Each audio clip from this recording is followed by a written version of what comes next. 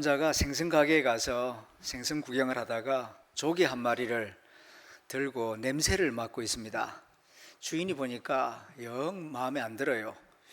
그래서 아니 그냥 생선을 고를 일이지 왜 코를 대고 그렇게 냄새를 맡느냐고.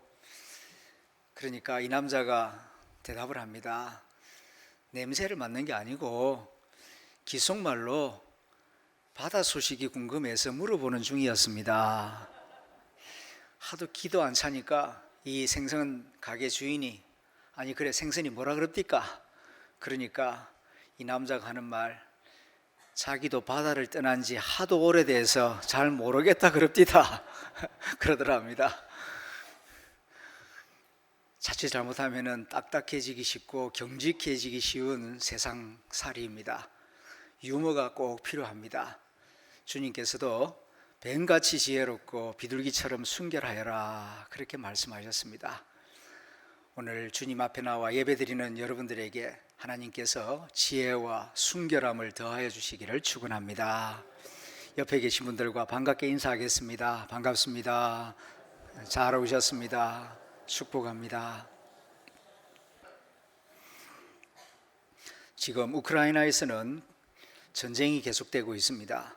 러시아와 우크라이나 간에 엄청나게 사람을 죽이는 무서운 전쟁이 계속되는 것을 보면서 세계 많은 나라가 군사비를 엄청나게 증가시키고 있습니다. 벨기에, 프랑스, 독일, 영국 벌써 군사비를 2배 이상 증액하였습니다. 아시아에서는 중국 주변에 있는 나라들이 이런저런 어려움을 당하고 위협을 느끼면서 군사비를 증액하고 있습니다. 인도가 그러하고 베트남이 그러하고 인도네시아가 그러하고 지금 전 세계적으로 더 많은 무기, 최신식 무기를 마련하는데 엄청나게 많은 돈을 쏟아붓고 있습니다.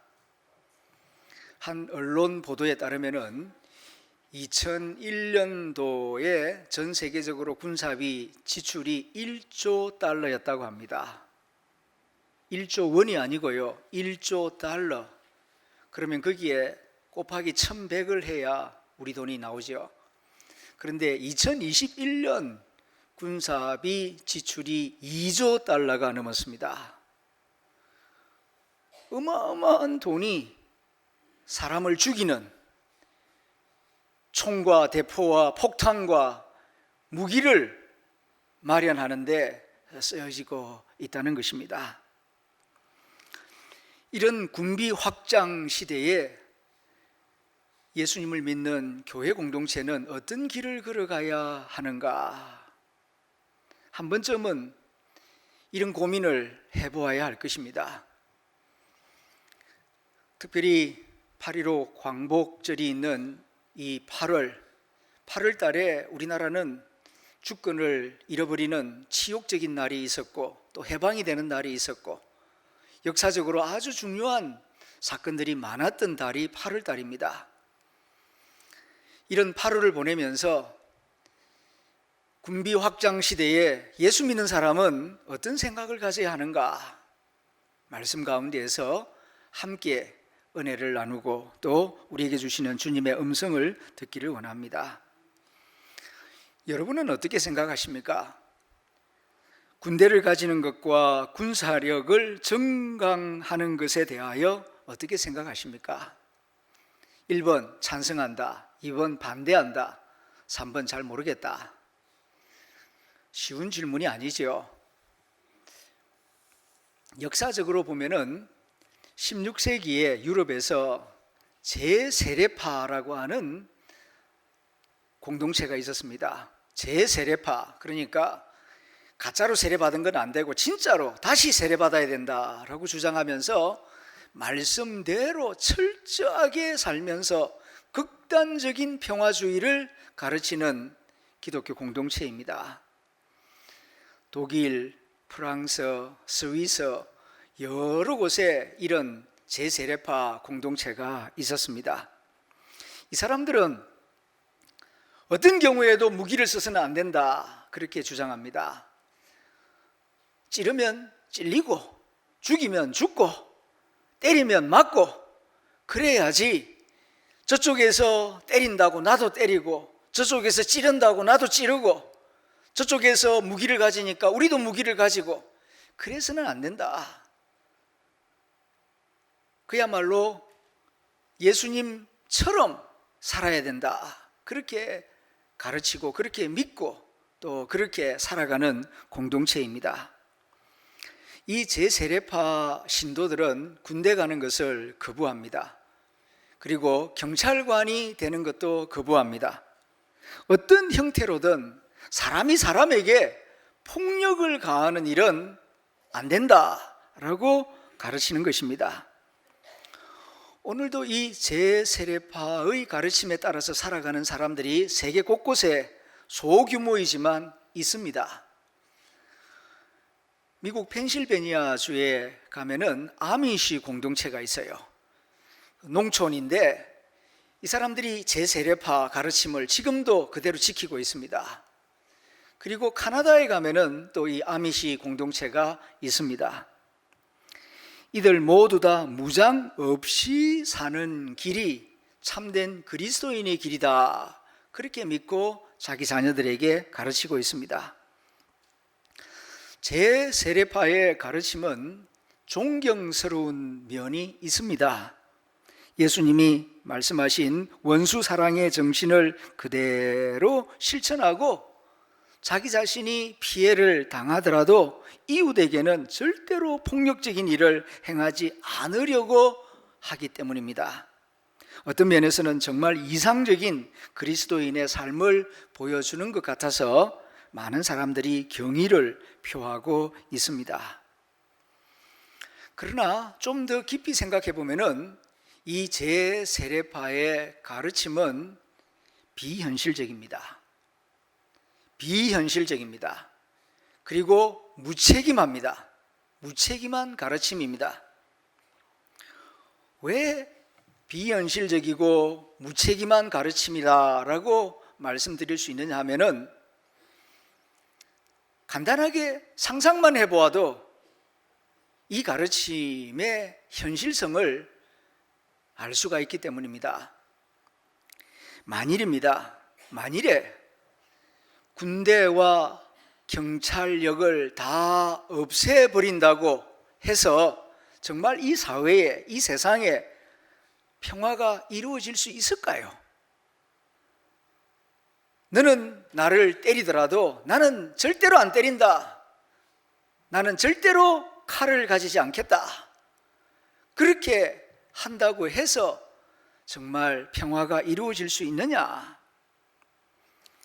현실적으로, 역사적으로 생각을 해보면은 오히려 더 큰 비극이 닥칠 가능성이 훨씬 더 높습니다. 예를 들어서 조폭을 없앤다고, 경찰력을 없앤다고 합시다. 자, 대구 250만 명이 사는 이곳에 모든 경찰서를 다 없애버린다. 무장한 경찰 이제 존재하지 않는다. 그런다고 대구시에 평화가 이루어지겠습니까? 경찰서를 다 없애버리면은 그 자리에 조폭이, 갱 집단이 차지할 가능성이 매우 높습니다. 실제로 그런 사례가 다른 도시에서 일어나고 있지 않습니까? 남미, 아르헨티나, 콜롬비아 이런 나라에서 지금 마약을 장악한 그 갱 집단, 마피아, 이 조폭들이 도시를 장악하니까 여자와 어린아이들이 얼마나 위험한 가운데에서 살아가는지 모릅니다. 정부의 치안 통치력이 약해지니까 마피아, 야쿠자, 갱 집단이 사회를 점령하고 사회 전체를 범죄 도시로 만들어버리는 그런 사례들이 곳곳에서 일어나고 있습니다. 또 군대가 없으면은 국제사회에 이 지구 전체에 평화가 올 것인가? 무기를 다 없애버린다고 해서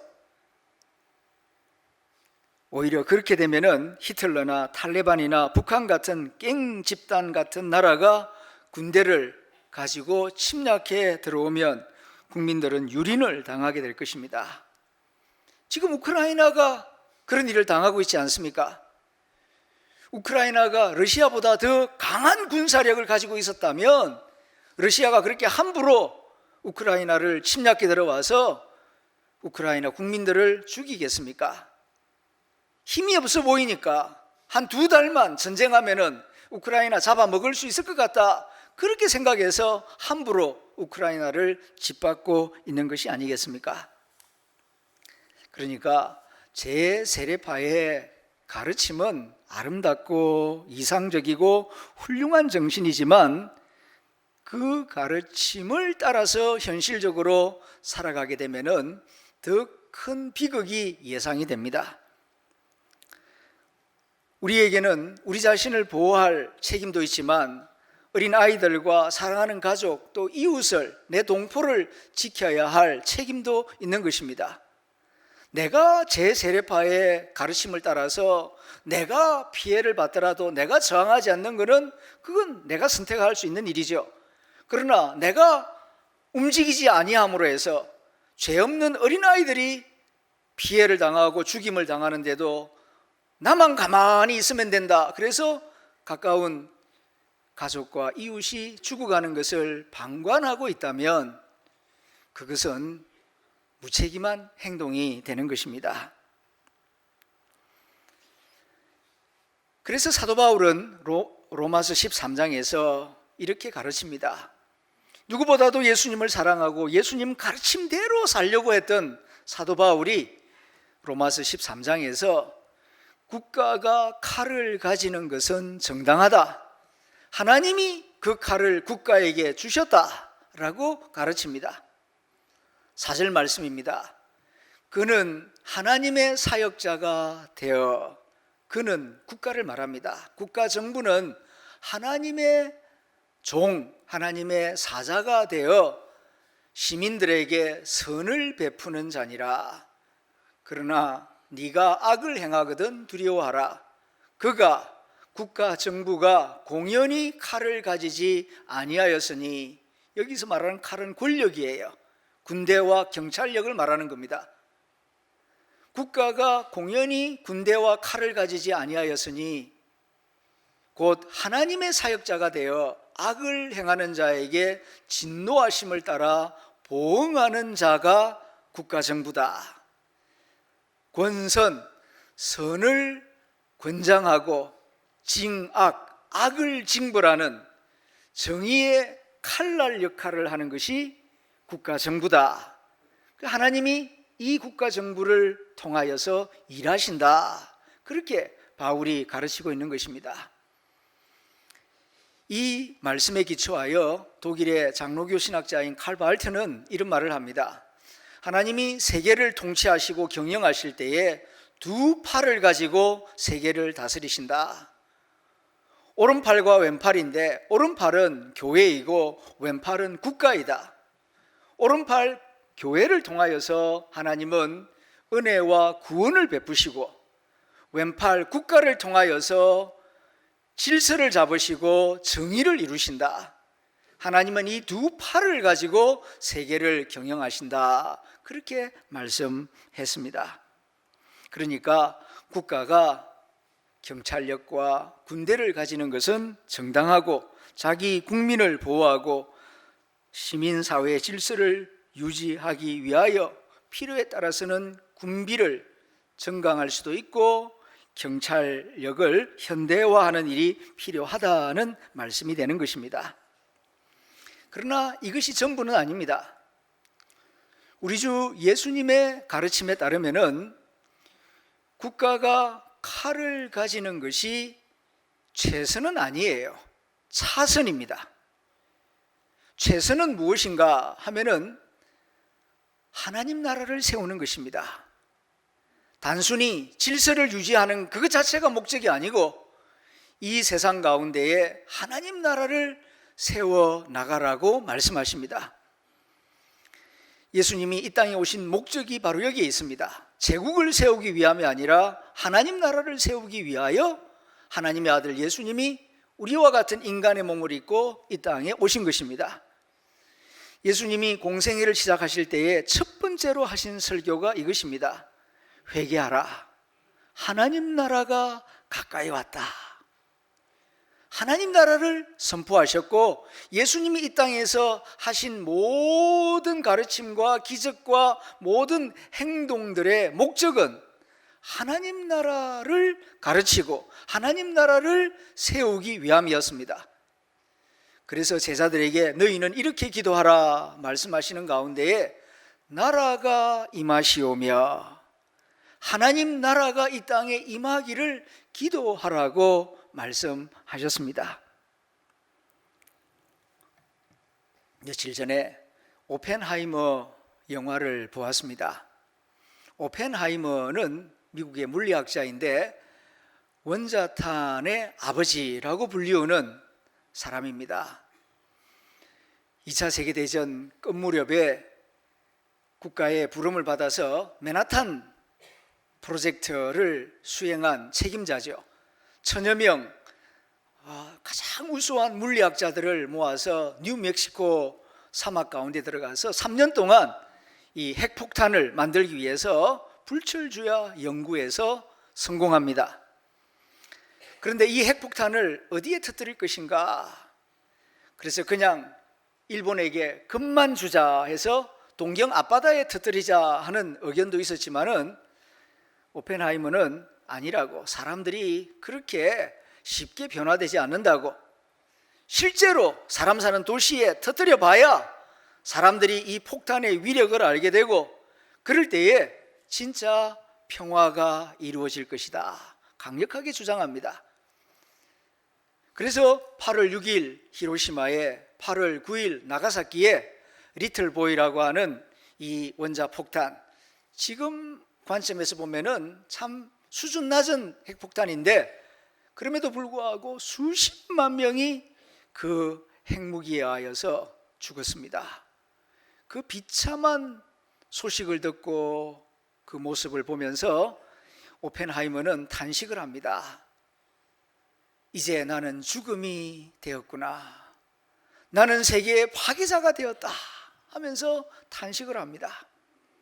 이후에 그는 평화주의자가 되고 핵무기 반대 운동을 펼칩니다. 하지만 이미 핵무기는 자기 손을 떠났습니다. 1년 뒤에 소련이 핵무기를 개발합니다. 그리고 이어서 다른 나라들도 핵무기를 경쟁적으로 개발합니다. 이 무서운 무기 하나면은 사람들이 이제는 더 이상 전쟁 안 할 거다, 평화가 올 것이다, 그렇게 기대를 했는데 핵무기는 또 다른 핵무기를 낳고 지금에 와서는 지구상에 약 15,000기의 핵무기가 있습니다.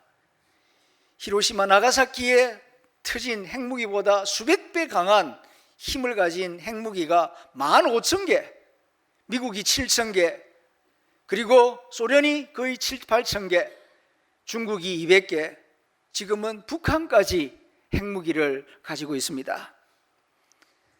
핵무기를 가지고 또 안 되니까 수소폭탄을 만들었습니다. 수소폭탄은 핵무기의 100배 이상의 더 무서운 위력을 가지고 있습니다.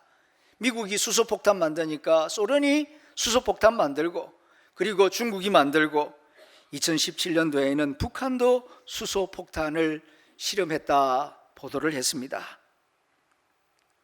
지금 지구상에 있는 이 핵무기와 수소폭탄을 다 터뜨리면은 우리가 사는 이 지구를 몇 번이고 박살을 내고도 남음이 있을 정도로 어마무시한 그런 파괴력을 지금 우리 머리 위에 이고 살고 있는 것입니다. 전쟁을 종식시키고 평화를 이루기 위하여서 연구개발해서 만든 이 도구가 오히려 세상 모든 사람들을 불안에 떨게 하는 그런 도구가 되고 있다는 것입니다. 여기서 우리는 알게 됩니다. 군비 경쟁, 군비 확장은 궁극적으로는 우리 모두를 다 멸망의 길로 인도하는 것이다 라는 사실입니다. 이것을 세계 지도자들이 깨닫고 또 세계 시민들이 깨닫고 어떻게 하든지 군비 경쟁이 아니라 참된 평화를 이룩하기 위한 그런 마음을 가질 수 있도록 기도해야 할 줄로 믿습니다. 칼을 가지는 것은 악을 억제하고 정의를 구현하고 평화를 유지하는 데 필요한 일입니다. 그러나 그것이 최선은 아닙니다. 특별히 예수님을 믿는 우리는 더 날카로운 칼, 더 많은 칼을 가지기 위하여 노력하기보다는 어떻게 하면 하나님의 나라가 이루어지고 하나님의 평화가 이 땅에 이루어질 수 있을 것인가, 이 점을 더 많이 생각해야 할 것입니다. 예수님이 이 땅에 오신 목적은 제국을 세우기 위함이 아니라 하나님 나라를 세우기 위하여 오셨습니다. 하나님 나라는 칼에 의하여 세워지는 것이 아닙니다. 하나님의 나라는 사랑과 섬김에 의하여 세워진다라고 예수님 가르쳐 주셨고 실제로 그 길을 걸어가셨습니다. 마가복음 10장 45절에서 예수님이 이 땅에 오신 목적을 이렇게 말씀하셨습니다. 인자가 온 것은 섬김을 받으려 함이 아니고 섬기기 위하여 왔고, 그리고 내 목숨을 대속제물로, 많은 사람을 위한 대속제물로 위하여 주기 위하여 왔다 말씀하셨습니다. 그리고 십자가를 지기 전에 겟세마네 동산에서 밤을 새워 기도하신 다음 잡혀가는 그 자리에 제자가 칼을 빼어서 내리치죠. 그럴 때에 귀가 떨어집니다. 귀만 떨으려고 칼을 내리친 것 같지는 않습니다. 죽이려고. 그때에 주님께서는 떨어진 귀를 주워다가 고쳐주시면서 하신 말씀입니다. 오늘 본문 26장 52절입니다. 칼을 제자리에 도로 꽂으라. 칼을 가지는 자는 다 칼로 망하느니라. 우리 본문에는 칼을 가지는 자는 되어 있는데 원어의 뜻을 살리면은 칼을 쓰는 자입니다. 그래서 공동번역, 쉬운 성경, 다른 성경에서는 칼을 쓰는 자는 모두 다 칼로 망할 것이다, 예수님이 그렇게 말씀하셨습니다. 그리고 이어서 53절에 이렇게 말씀하십니다. 너는 내가 내 아버지께 구하여 지금 12군단 더 되는 천사를 보내시게 할 수 없는 줄로 아느냐. 내가 하늘에 계신 내 아버지께 구하기만 하면은 12군단, 그러니까 7만 2천 명이 넘는 천사 군대를 보내어서 당장 이 세상을 쑥대밭으로 만들어버릴 수 있다. 그러나 그런 무력을 나는 쓰지 않겠다. 왜냐하면 하나님의 나라는 칼로 세워지는 것이 아니라 사랑과 섬김으로, 자기 희생으로 세워지기 때문에 나는 내게 주신 잔을 마실 것이며 십자가의 길을 가겠다 하시면서 칼을 제자리에 도로 꽂으라. 칼을 쓰지 마라. 나와 같이 사랑과 섬김, 자기 희생의 길을 걸어가자라고 말씀하신 것입니다. 하나님의 나라는, 하나님의 평화는 예수님이 말씀하신 대로 사랑과 섬김으로 세워지지 칼에 의하여 세워지는 것이 아닙니다. 역사 가운데 칼로 제국을 세우려고 한 사람들이 많이 있었습니다. 힘을 가지면, 무력을 가지면 내가 지배할 수 있을 것이고, 내가 지배력을 가지면은 내 제국을 세울 수 있을 것이다. 실제로 그렇게 해서 부분적으로 성공한 사람들이 있었지 않습니까? 아수르 제국이 그러고, 바벨론 제국이 그렇고, 이집트 제국, 로마 제국, 칭기즈칸, 나폴레옹. 하지만 그들은 칼로 세웠기에 얼마 가지 못했습니다. 칼로 세운 제국, 칼에 의하여 다 무너졌습니다. 한때 유럽을 정복했던 나폴레옹이 세인트 헬레나 섬으로 유배를 갔습니다. 거기서 쓸쓸한 말년을 보내는 가운데 성경을 많이 읽습니다. 큰 깨달음을 얻습니다. 어느 날 자기에게 충성하는 몽톨롱 백작을 불러다가 다음과 같은 고백을 남겼다 하는 내용이 역사책에 나와 있습니다. 알렉산더 대제, 시저, 샤를마뉴, 그리고 나도 위대한 제국들을 건설했다. 그러나 우리 같은 천재들이 무엇에 기초해서 이런 창조물들을 이루어냈는가? 무력이다, 칼이다. 하지만 예수는 자신의 제국을 사랑에 기초해서 세웠다. 그리고 바로 오늘날까지 수백만 명의 사람들이 그를 위하여, 예수를 위하여 자기 목숨을 기꺼이 내주고 있다. 내게는 이것이 가장 충격적인 사실이다. 세상을 진정으로 평화롭게 하고 아름다운 세상을 만드는 길은 칼이 아니라 사랑과 섬김이구나, 예수가 옳았구나 하는 것을 이 정복자 나폴레옹이 말년에 깨닫고 이런 말을 남겼다는 것입니다. 그렇습니다. 하나님의 나라는 칼로 세워지는 것이 아닙니다. 사랑과 섬김으로 세워지는 것입니다. 그래서 예수님은 대접을 받으려고 하지 말고 대접하는 자가 되라, 섬김을 받으려고 지배하려고 하는 자가 되지 말고 높은 자리에 올라갈수록 더 많이 섬기는 사람이 되어라. 꼭 국제사회나 국가의 큰 일만 그러는 것이 아니라 가정생활, 직장생활, 교회생활, 일상생활 가운데에서부터 내가 조금 더 높은 자리에 있고 조금 더 가진 위치에 있다고 생각들면은 더 섬기는 사람이 되고 더 사랑하는 사람이 될 때에 그곳에서부터 하나님의 나라가 시작될 것이다 가르쳐 주신 것입니다. 또 하나, 하나님의 나라는 기도에 의하여 세워집니다. 칼이 아니라 기도에 의하여 세워집니다. 우리의 기도는 연약합니다. 하지만 우리의 기도를 들으시는 하나님은 전능하신 하나님이십니다. 역사의 주인은 하나님이십니다. 우리는 역사를 바꿔놓을 만한 힘이 없습니다.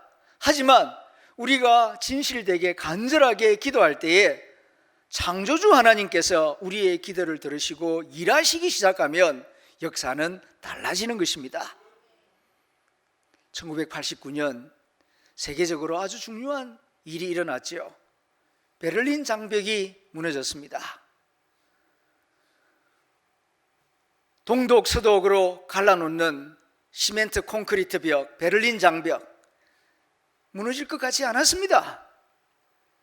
그런데 1982년 9월 동독에 있는 라이프치히 도시 안에 성 니콜라이라고 하는 교회가 있었는데 월요일 저녁 5시에 시민들이 모여서 평화를 위한 기도회를 가졌습니다. 슬로건은 칼을 쳐서 보습으로, 이사야에 있는 말씀을 앞에다가 붙여놓고 찬송을 부르고 성경을 읽고 평화 통일을 위하여서 기도했습니다. 언제 응답될는지 아무도 몰랐습니다. 그렇게 1시간 기도하고 그 다음에는 준비한 초를 나누어 주면은 불을 켜서 그 라이프치히 도시를 한 바퀴 조용히 한 바퀴 돌아요. 그리고 자기 집으로 돌아갑니다. 그렇게 하기를 7년 동안 하고 있었는데 1989년 11월 달에 정말 뜻밖의 그 차가운 시멘트 콘크리트가 깨지기 시작합니다. 그러면서 동서독이 통일을 이루고 역사가 달라지기 시작했습니다. 그리고 2년 뒤 거대한 공룡 같았던 구소련이 무너지게 되었던 것입니다. 그런데 말입니다, 1989년 같은 해에 아시아에서도 어마어마한 사건이 일어났습니다. 천안문 사건입니다. 베이징 천안문 앞에 어마어마하게 많은 중국 시민들과 청년들이 모여서 민주주의를 달라고 소리를 냈습니다. 정말 많은 사람들이 모였습니다. 그런데 이 천안문 사태는 비극으로 끝납니다. 수백 명이 탱크에 깔려 죽고 총에 맞아 죽고 피가 낭자했습니다. 여기서 우리는 알게 됩니다. 사람이 많이 모인다고 해서 역사의 변화가 일어나는 것은 아니란 말입니다. 하나님이 함께 하셔야 합니다. 하나님이 함께 하시는 모임이 되려면은 기도하는 자가 있어야 돼요. 그 가운데에 진실되게 간절하게 기도하는 사람들이 있을 때에 그곳에 하나님이 임재하시고 역사를 변화시켜 주시는 놀라운 일이 일어나는 것입니다. 하나님이 이곳에 교회를 세우셨습니다. 교회를 세우실 때에 엄청난 대가를 지불하셨습니다. 그냥 벽돌로 세운 게 아닙니다.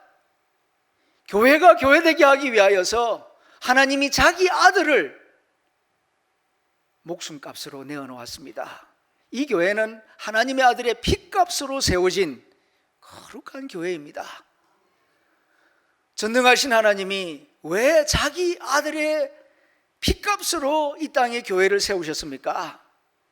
그것은 하나님의 나라를 세우시려고, 하나님의 뜻을 이루시려고 이 땅에 아들의 피값으로 마을마다 교회를 세우신 것입니다.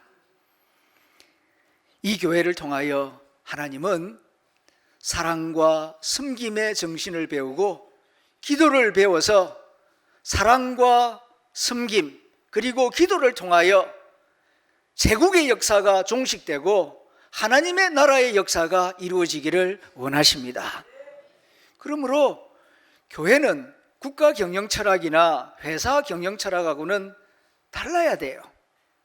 교회는 사랑을 배우는 곳이고 섬김을 배우는 곳이고 기도를 배우는 곳입니다. 그래서 사랑과 섬김을 실천하고 열심히 기도하는 가운데에 하늘에 계신 하나님의 뜻이 교회를 통하여서 이 지역사회에, 우리나라에, 그리고 국제사회 가운데에 평화가 이루어지고 하나님의 나라가 이루어지기를 간절히 소망합니다. 지금 한반도는 신냉전 체제 구도 속으로 들어가고 있습니다. 어제 뉴스를 통하여서도 들으셨을 것입니다. 한미일 공조체제를 견고하게 만들고 있습니다. 동시에 북쪽에서는 북중러 공조체제를 견고하게 만들고 있습니다. 북한의 핵 위협이 강해지는 상황 속에서 필요한 일이고 당연한 일일 것입니다. 그러나 이렇게 남쪽 태평양 세력과 북쪽 대륙 세력이 극단적으로 충돌해서 만일 전쟁이 일어난다면 그 전쟁터가 어디가 될 것입니까? 미국이 될 리는 만무합니다. 일본이 될 가능성도 없습니다. 3대3 부딪혀서 스파크가 일어나고 전쟁이 일어난다면 그곳은 99%가 우리가 사는 이 한반도가 전쟁터가 될 것입니다. 그렇기 때문에 마냥 좋아할 일만은 아닙니다. 칼이 우리의 미래를 보장하지 못합니다. 한미일 안보협약을 맺고 데이비드 캠프에서 서로 약속을 했다고 해서 그것이 우리의 미래를 보장하는 것은 아니란 말씀입니다. 우리나라 정부 입장에서는 당연히 그러한 비극을 피하기 위하여 다른 나라가 얕잡아 보지 않게 하기 위하여서 그런 협약을 맺고 안보 체제를 구축하는 것은 필요한 일입니다. 그러나 동시에 우리 그리스도인은 예수님의 가르침과 정신을 따라서 일상생활 가운데에서 사랑과 섬김을 실천하고 세계 평화를 위하여 기도하는 일에 열심을 내야 할 줄로 믿습니다. 거대 담론만 이야기할 것이 아니라 나는 나 같은 사람은 그렇게 높은 사람도 아니고 권력을 가진 사람도 아닌데 나 같은 사람이 무슨 일을 할 수 있겠는가? 아닙니다. 일상 가정생활, 직장생활 그리고 교회생활 가운데에서 내가 먼저 섬김을 힘이 있다고 생각하는 사람일수록 더 섬기는 일에 자기 자신을 드리는 이런 삶의 모습이 하나님의 나라를 세우고 평화를 이루어 나가는 작은 씨앗이 되는 것입니다. 그리고 겸손하게 하나님의 이름을 부르며 진짜 평화는 하나님이 주셔야 이루어질 수 있습니다. 하나님, 이 세계 많은 지도자들이 군비 경쟁의 허무함을 깨닫게 하시고 정말 칼을 쳐서 보습을 만들 수 있는 그런 지혜로운 마음을 가질 수 있도록 하나님의 영이 이 세계 가운데 역사하시고 지도자들의 마음을 변화시킬 수 있도록 기도해야 할 것입니다. 나는 할 수 없습니다. 연약하기 때문에. 그러나 나의 기도를 들으시는 하나님은 전능하신 하나님이십니다. 간절하게 기도하면은 이스라엘의 이름 없는 연약한 여인 한나의 기도를 들으시고 새 생명을 허락하신 하나님께서 우리의 기도도 들어 응답해 주실 줄로 믿습니다. 한 걸음 더 나아가 우리 자녀들에게도 사랑과 섬김의 정신을 가르쳐야 합니다. 지금 우리나라는 유치원 때부터 평생 동안 무한 경쟁 속에서 자라나고 살아가고 있습니다. 이로 인하여서 무서운 일들이 지금 많이 생겨나고 있습니다. 겉으로 드러난 묻지마 폭행 사건은 지극히 작은 부분이고 마음속에 이미 그런 분노와 그런 적이감이 가득해요. 왜요? 어릴 때부터 배운 것이 경쟁이니까. 거기서 사랑하는 마음보다는 미워하는 마음, 피해의식, 분노의식 이런 것이 가득하다 보니까 어디서 지뢰가 터질지 모릅니다. 자업자득입니다. 이제 바꾸어야 됩니다. 물론 유능한 사람이 되기 위하여 실력을 쌓는 일도 필요하지만은 동시에 사랑과 섬김의 가치를 알고 어릴 때부터 아이들에게 이 사랑과 섬김의 정신을 바르게 가르치는 것이 우리 미래를 위하여서 얼마나 중요한지 모릅니다. 한 걸음 더 나아가 기도를 가르쳐야 합니다. 기도하지 않은 인간은 교만한 인간이요. 인간이 뭐든지 마음만 먹으면 다 할 수 있다. 그게 세상을 불안하게 만드는 겁니다. 우리는 양과 같은 존재입니다. 하나님의 도움이 필요합니다. 하나님이 우리를 이끌어 주셔야 우리가 참된 평화를 얻을 수 있습니다. 이런 생각을 가지고 기도하는 사람이 많아질 때에 이 세상에 참된 평화가 이루어질 줄로 믿습니다. 그러므로 교회 학교를 소중하게 여기고 우리 자녀들에게 겸손하게 기도하는 법을 가르치는 것이 세계 평화를 이루는 데 작은 씨앗이 될 것입니다.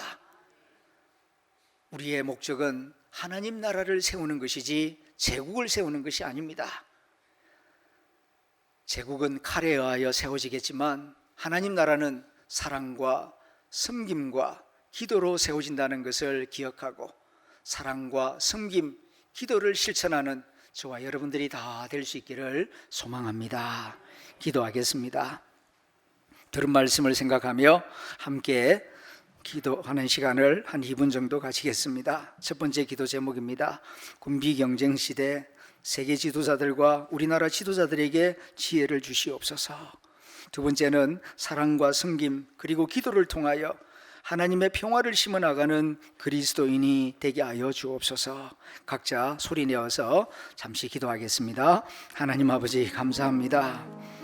오늘도 예배 가운데 말씀을 주셔서 감사합니다. 하나님, 우리가 이렇게 평화로운 가운데 예배당에 모여 예배드리지만 세계 곳곳에서는 지금도 전쟁이 계속되고 있습니다.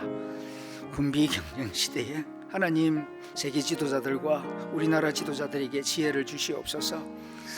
칼로서는 참된 평화를 가져올 수 없다는 것을 깨달아 알게 하여 주시고 극단적인 대립을 피하게 해주시고 또한 무한한 군비 확장을 서로 자제하고 서로 어린아이들과 노약자들과 생명을 살리는 일에 마음과 지혜를 모으는 과학자들이 되게 해주시고 지도자들이 되게 하여 주옵소서.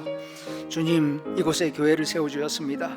하나님 나라를 이루기 위하여 교회를 하나님 아들의 피값으로 세워주신 것을 감사합니다.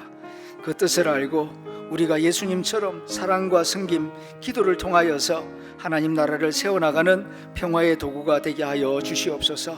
그리스도의 참된 제자가 되게 하여 주시옵소서.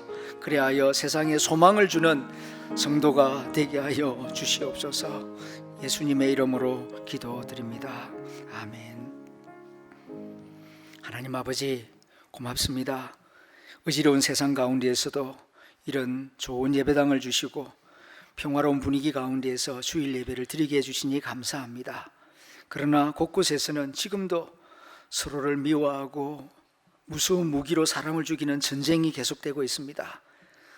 해가 가면 갈수록 더 날카로운 무기, 더 무서운 무기들을 마련하여 군비를 정강하고 있는 이 현실 가운데에서 우리가 무슨 생각을 해야 하며 어떤 기도를 드려야 할지 말씀을 통하여 배웠습니다. 주님, 기도합니다. 세계 지도자들과 우리나라 지도자들과 과학자들에게 지혜를 주셔서 칼에 의해서가 아니라 하나님의 말씀에 의해서 또 서로 이해하고 사랑하는 마음으로 평화가 이루어지고 세계가 잘 살 수 있다는 것을 깨달아 알게 하여 주시고 지도자들이 참된 지혜를 가질 수 있도록 도와주시옵소서.